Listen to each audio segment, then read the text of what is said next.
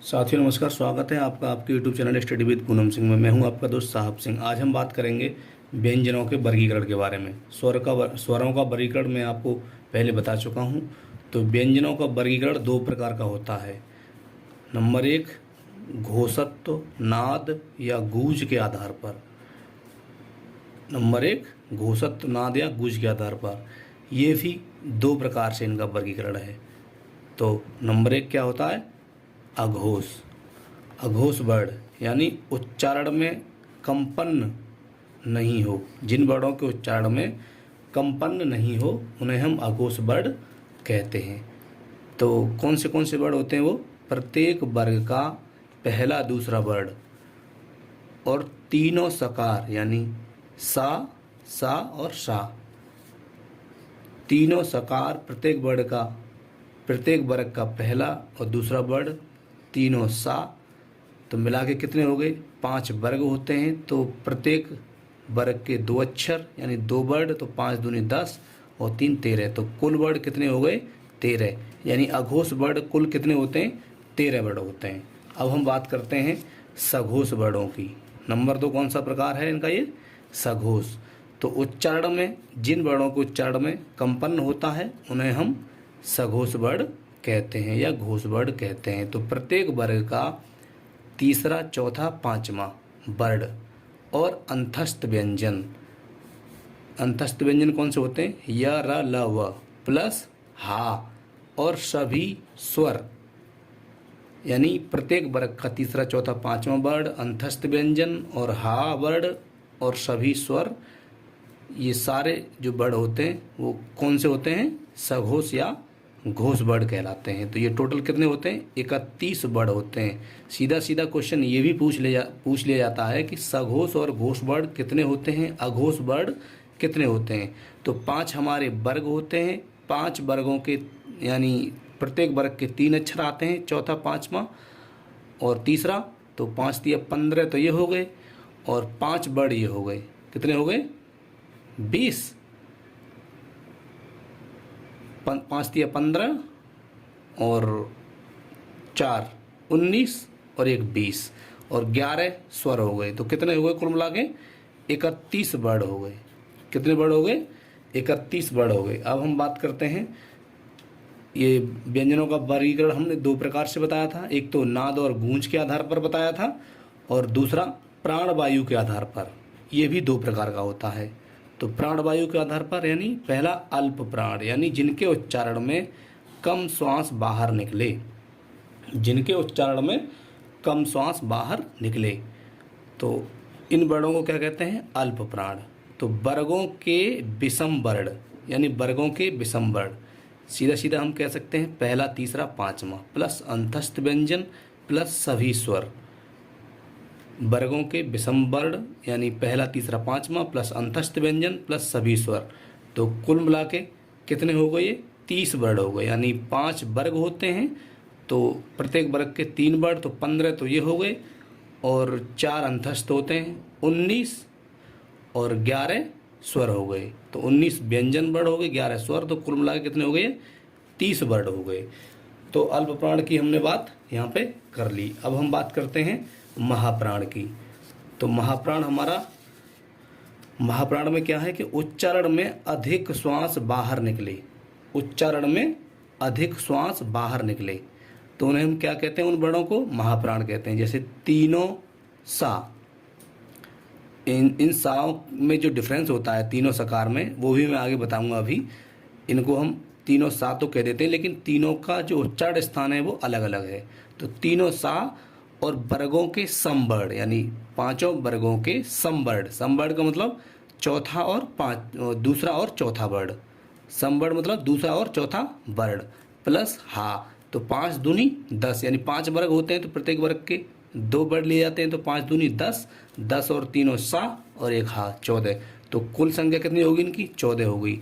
एक इम्पोर्टेंट बात यह है कि सभी स्वर सघोष एवं अल्प प्राण होते हैं। सभी स्वर सघोष भी होते हैं यानी घोष, सघोष या घोष, और अल्प प्राण भी होते हैं। अब हम बात करते हैं दोस्तों वर्णों के उच्चारण स्थान की बात करेंगे। आज हम वर्णों के उच्चारण स्थान की बात करेंगे। ये बहुत इसमें जो है लोगों को टेंशन रहती है कि कौन सा वर्ड का कौन सा उच्चारण स्थान है। तो मैं कुछ ये सूत्र मान लो इन्हें या फॉर्मूला मान लो, इनकी सहायता से मैं आपको बहुत आसानी से सिखाऊंगा।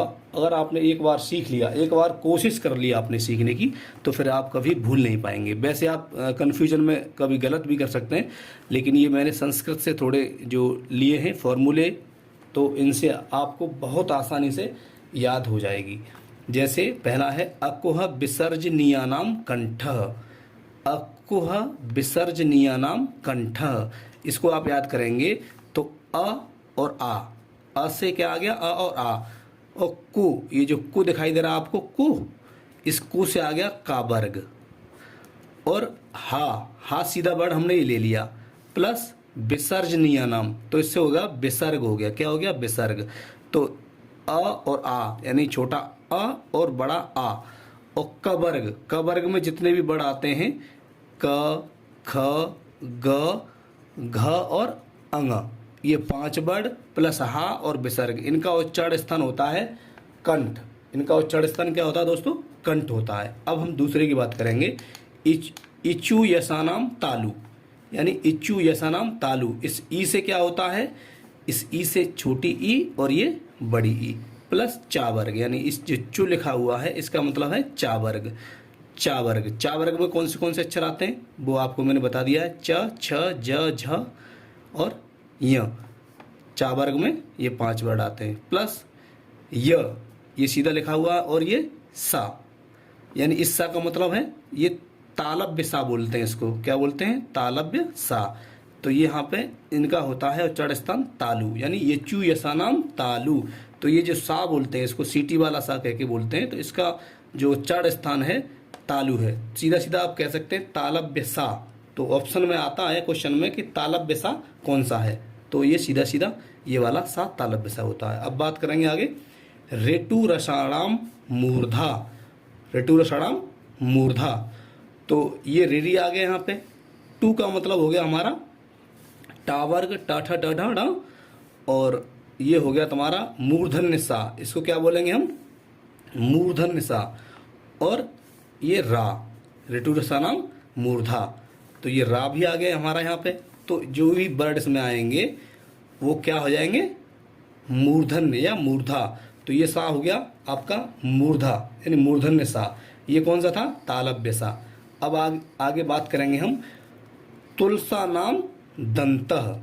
तुलसा नाम दंतः, यानी इस तू का मतलब है तावर्ग।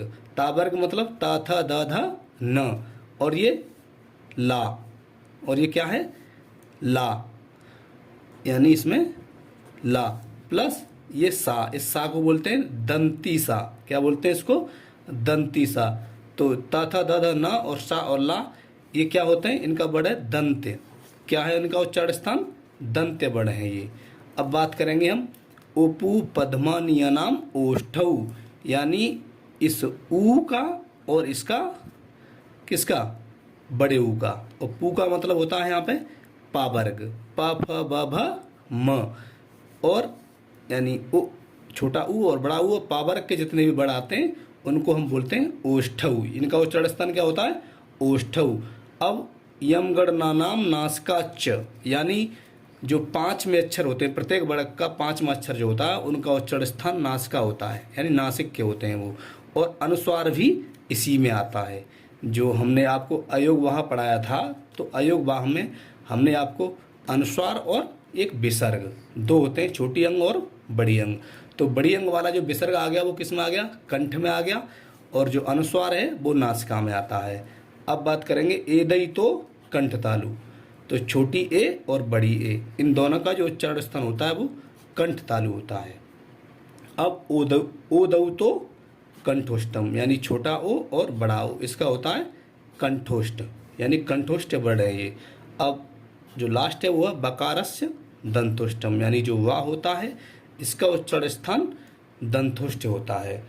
तो साथियों हमने ये पढ़ लिया अच्छे से, और दोबारा से आप इसको देखेंगे तो आपको अच्छे से समझ में आएगा, और एक बार अगर पढ़ लेंगे तो फिर आपको उच्चारण स्थान में कोई दिक्कत नहीं आएगी। यदि आज का वीडियो अच्छा लगा हो आपको, तो लाइक करें, शेयर करें और हमसे जुड़ने के लिए चैनल को सब्सक्राइब करें। अब हम अगली वीडियो में वर्णमाला से संबंधित मोस्ट इम्पोर्टेंट क्वेश्चन जितने भी बनेंगे वो लेके आएंगे आपके लिए। तो आज के लिए इतना ही साथियों, धन्यवाद।